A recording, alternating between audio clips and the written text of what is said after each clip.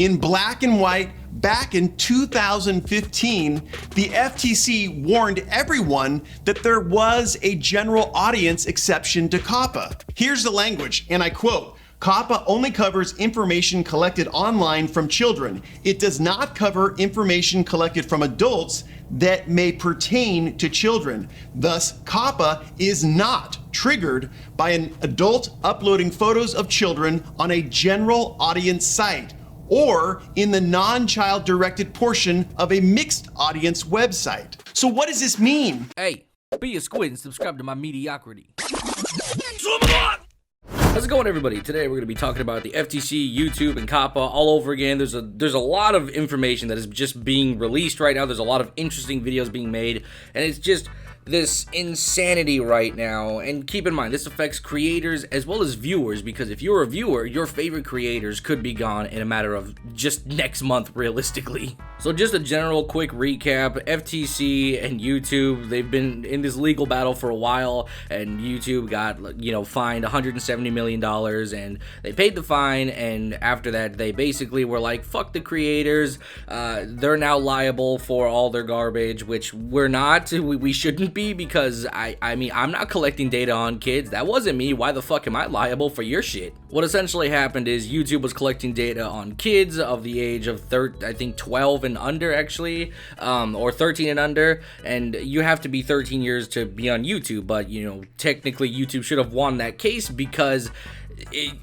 people falsify their ages all the time, so that would not hold YouTube accountable for that situation, and that's just the reality. And believe it or not, there are actual YouTube channels that are run by 12-year-olds. I'm not even kidding, they are actually ran by 12-year-olds, but they have somehow falsified their age. And I say somehow as if it's a mystery, but we all know that there is no way to verify age on YouTube. It's just type in a number and then boom, that's your age. You could be anywhere from 1 to 5,000. Seriously, that's literally how old you could be on YouTube.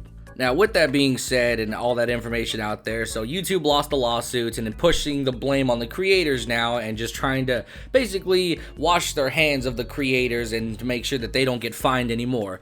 Well, that's fine and dandy. That's beautiful. Now we have to make the distinction whether our content is for kids or for adults. And if it's not for kids and you check that little box that says, hey, this isn't for kids, well, if the FTC sees that it is for kids, you can be fined up to $42,000. And if you do check that box where your content is for kids, you lose 90% of your revenue, you lose comments, you also will lose search functionality, people can't look for your video, blah, blah, blah. Just essentially, you're fucked. You're literally fucked. You have to hope that it's in your subscriber feed. That's literally how this works, and that's already the worst situation. Like, if you are a kids creator in any way, or if you even come off as a kids creator. Me, I'm not a kids creator. I really am not. I may play Pokemon, I may, do all this gaming stuff, but just in another video, I called a Pokemon a butt fucking son of a bitch. All right, if that's for kids, then I don't even know anymore what a kid is. So with all that being said, we have to check this box: for kids, not for kids. That's essentially the whole situation.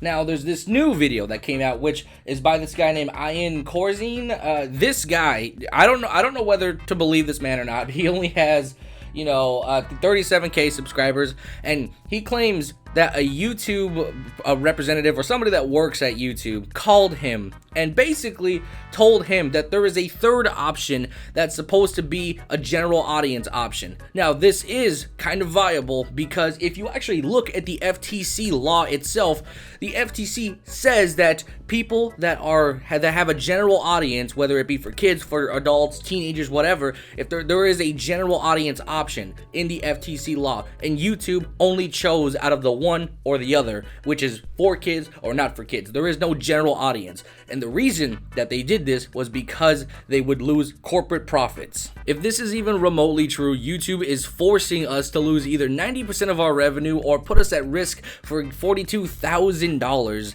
just because they are going to lose corporate profits. The billion-dollar company is trying to save money and then sacrifice its creators' money that have families, that have everything to lose in a matter of a month, while the billion-dollar company is worried about probably losing something that is only going to be a fraction of what they still make.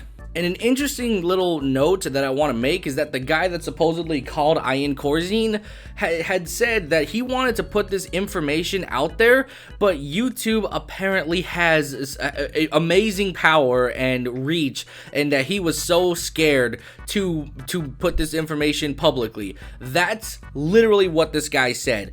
Now that sounds like some severe threats. That sounds like YouTube at the office is like, yo, if y'all speak about this, that's your ass. That's what that sounds like to me. I'm not saying that's what was said, but this man was literally afraid to give his name. This man was afraid of everything of the sort just to get this information out there. That's insanity to me. This man feels threatened. This man is also having to call YouTubers just to get this information out there. Now keep in mind that this is coming from a person with 37,000 subscribers, and you know, he's a lawyer and everything, so this is all just kind of up in the air, but I'm not inclined to not believe him. It just, you know, I take everything with a grain of salt. That's just kind of what it is. So when you look at the COPPA law and you see that, oh my god, it really is there, that there is supposed to be a general audience option, but there's not on YouTube, you can definitely start questioning YouTube more and less the FTC, because the FTC is just trying to protect kids.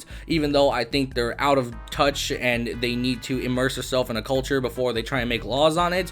But, you know, I'm not going to blame the FTC for that, because like I said, they just want to protect kids. As a father myself, I want my kid protected, even though I you know, watch what my son watches and everything, and I even introduce my son to content that I think is worthy enough for his eyes and everything. So I understand the FTC and where they're coming from. It's just, I think there needs to be more of an in-depth look into something before making a law about it. And with that being said, since the FTC themselves said that there is a general audience option and that people with a overall general audience should not be fined or should not be charged or whatever, and YouTube is trying to just basically save money for themselves and throwing everybody under the bus that is a creator, it just seems ridiculous. But I highly recommend you go watch this video. I'll put it in the top link in the comment and you guys can check it out. But yeah, that's pretty much it for today's video. Hopefully you guys enjoyed it. Tomorrow I should be starting my Jedi Knight, whatever the fuck, whatever game that just came out that was Star Wars. I will be checking that out tomorrow, so keep an eye out for that. But yeah, I will talk to you guys later. Bye bye.